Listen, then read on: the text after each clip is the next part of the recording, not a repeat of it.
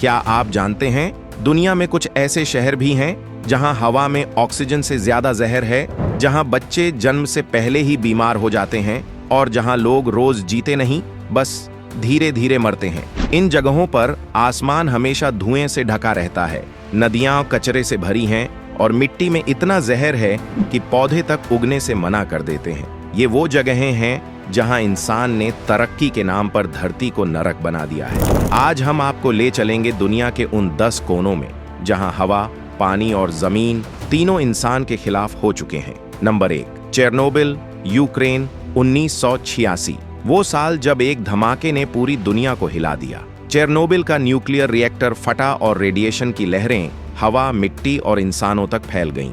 आज लगभग 40 साल बाद भी इस इलाके में जहर जिंदा है, पेड़ों में रेडिएशन की चमक है, मिट्टी डेड सॉइल बन चुकी है और जंगली जानवरों के जीन तक बदल गए हैं। सरकार ने इसे एक्सक्लूशन जोन घोषित किया है, जहां रहना सख्त मना है। लेकिन कुछ लोग अब भी लौट आए हैं, क्योंकि उनके लिए यह सिर्फ जगह नहीं, घर है। एक ऐसा घर जो अब मौत की खामोशी और जहर की गंध से भरा हुआ है।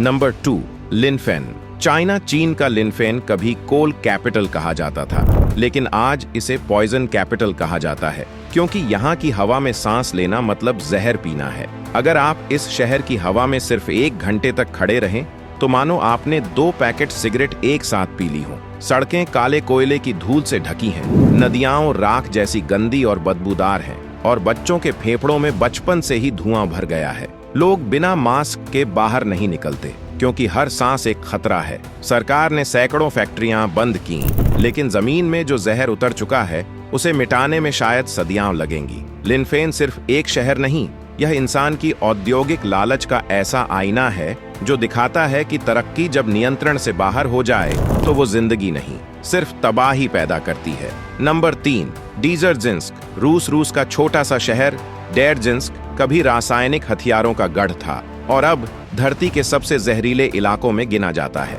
सोवियत दौर में यहाँ 300 से ज्यादा केमिकल वेपन बनाए गए, जिनके अवशेष आज भी मिट्टी और पानी में घुले हैं। इस शहर की नदी में अब मछलियां नहीं मिलती, सिर्फ झाग और जहरीले बुलबुले तैरते हैं। WHO की रिपोर्ट कहती है कि यहाँ की औसत उम्र पुरुषों की 47 और महिलाओं की 42 साल है, यानी बाकी दुनिया से करीब 20 साल कम। हर सांस के साथ यहाँ का इंसान जहर निगलता है और हर बरसात के साथ जमीन से नए रासायनिक जख्म उभर आते हैं। डेरजिंस्क अब शहर नहीं, एक धीमा विस्फोट है जो हर दिन हर इंसान के भीतर थोड़ी थोड़ी मौत भरता जा रहा है। नंबर 4, काबवे। जाम्बिया अफ्रीका का कब्वे शहर शीशे के जहर में डूब चुका है। दशकों तक यहाँ लीड की खदानें चलती रहीं और अब पूरा इलाका घरों की दीवारों से लेकर बच्चों की सांसों तक दूषित हो गया है। यहाँ के बच्चों के खून में शीशे की मात्रा WHO के खतरनाक स्तर से 10 गुना ज्यादा पाई गई है। कई बच्चों का मानसिक और शारीरिक विकास रुक गया है और हवा में उड़ती धूल हर सांस को जहरीला बना देती है। कभी कभी जब तेज हवा चलती है तो पूरा शहर एक शीशे के तूफान में बदल जाता है, जिसमें मौत अदृश्य होकर तैरती है। सरकार ने खदानें बंद की, लेकिन जमीन में जो जहर समा गया है वो अब मिट नहीं सकता। कब्वे इंसान की उस गलती की निशानी है जहां खनन और खत्म का फर्क मिट गया। Number 5, Norilsk. रूस आर्कटिक सर्कल के भीतर बसा नोरिल्स्क धरती के सबसे ठंडे और सबसे जहरीले शहरों में से एक है। यहाँ निकल और तांबे की फैक्ट्रियां दिन रात धुआं उगलती रहती हैं, जिससे हवा में सल्फर डाइऑक्साइड की मात्रा सामान्य से 10 गुना ज्यादा रहती है। चारों ओर जमी बर्फ अब सफेद नहीं, काली हो चुकी है। यहाँ के लोगों की आंखों में जलन और सांसों में धुआं जिंदगी का हिस्सा बन चुका है। लेकिन हैरानी ये है कि इतनी कठोर और जहरीली परिस्थितियों के बावजूद करीब 2 लाख लोग अब भी यहाँ रहते हैं। क्यों? क्योंकि यह शहर उनका रोजगार है, उनका एकमात्र ठिकाना। नोरिल्स्क ऐसा शहर है जहाँ धुआं ही आसमान है और जीना ही प्रदूषण से जंग है। नंबर 6, ला ओरोया। पेरू एंडीज की ऊंचाइयों में बसा ला ओरोया बाहर से पहाड़ी स्वर्ग लगता है, लेकिन भीतर से यह शहर जहर से भरा है। पिछले 100 सालों से यहाँ स्मेल्टिंग प्लांट धातु गलाता आ रहा है और साथ ही इंसानों की सेहत भी। हवा में सीसा, सल्फर और आर्सेनिक का घनत्व इतना है कि 90% बच्चों के खून में लीड का स्तर खतरनाक सीमा से ऊपर है। आसमान हमेशा धुंधला रहता है और चेहरों पर बस एक भाव दिखता है, थकान। क्योंकि इस शहर में सांस लेना भी एक मेहनत है। ला ओरोया इंसान की प्रगति नहीं, उसकी कीमत का प्रतीक है। Number 7, Citarum river, Indonesia.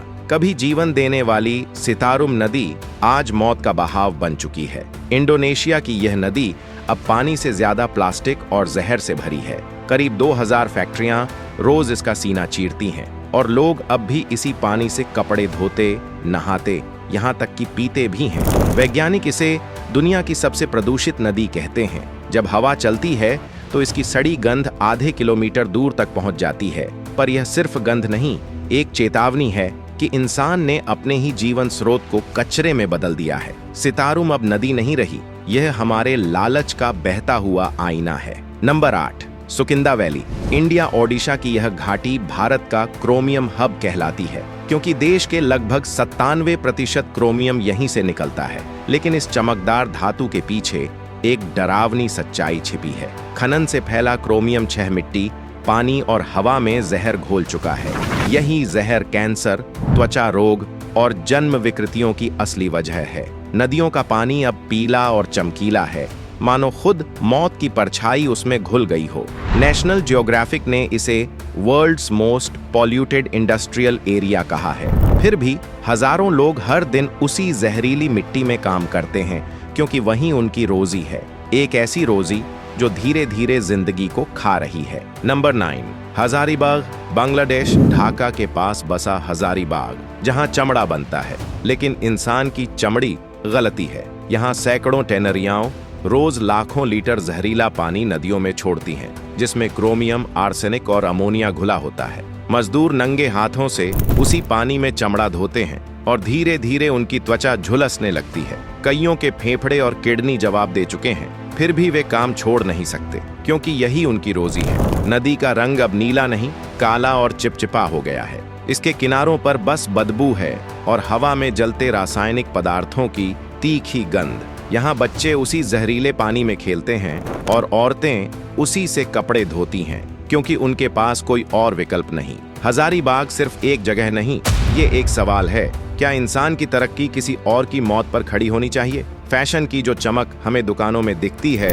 वो दरअसल किसी मजदूर के जले हुए हाथों की राख से बनती है। नंबर 10, अगबोगब्लोशी, घाना। दुनिया का सबसे बड़ा ई वेस्ट डंप यार्ड अगबलशिए घाना में। यहाँ हर दिन सैकड़ों टन इलेक्ट्रॉनिक कचरा आता है। पुराने कंप्यूटर, मोबाइल, टीवी, फ्रिज, तारें और चिप्स जो अमीर देशों से यहाँ फेंके जाते हैं। लोग इन्हें आग में जलाते हैं ताकि तांबा, लोहा और एल्यूमिनियम निकाला जा सके। लेकिन जब ये जलते हैं तो हवा में घुलता है जहर, सीसा, पारा, आर्सेनिक और प्लास्टिक का घना धुआं।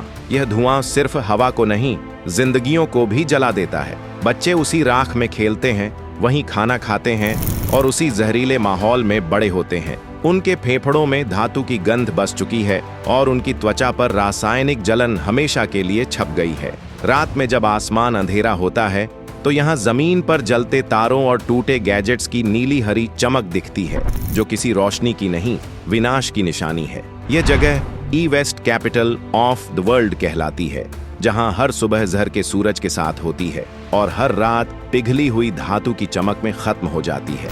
ये वो दुनिया है जहां रिसाइकलिंग और विनाश अब एक ही चीज बन चुके हैं और इंसान अपने ही बनाए कचरे का कैदी बन चुका है। धरती अब भी वैसी ही है, बस उसकी सांसें इंसान ने चुरा ली हैं। हर साल नए शहर इस लिस्ट में जुड़ते जा रहे हैं और हवा थोड़ी और भारी हो रही है। प्रदूषण कोई आंकड़ा नहीं, ये हमारी आने वाली पीढ़ियों का भविष्य है। अगर अब भी इंसान नहीं रुका तो एक दिन शायद पूरी पृथ्वी खुद एक प्रदूषित स्थल बन जाएगी, जहां जीवन नहीं, सिर्फ पछतावा बचेगा। अगर आपको ये वीडियो सोचने पर मजबूर करे तो इसे लाइक, शेयर और चैनल को सब्सक्राइब जरूर करें। बदलाव की शुरुआत आपसे ही होती है। जय हिंद।